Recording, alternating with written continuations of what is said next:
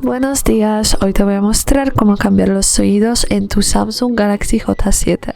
Para hacerlo tenemos que entrar en ajustes y entrar en el apartado sonidos y vibración. Aquí tenemos la melodía y los sonidos de notificaciones.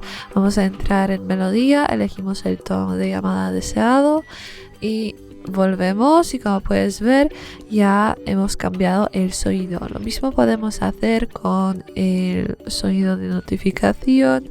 Vamos a hacerlo, como puedes ver hemos cambiado el sonido también. Y es todo. Muchas gracias por ver el video. Te invito a dejar un like, comentar y suscribirte a nuestro canal.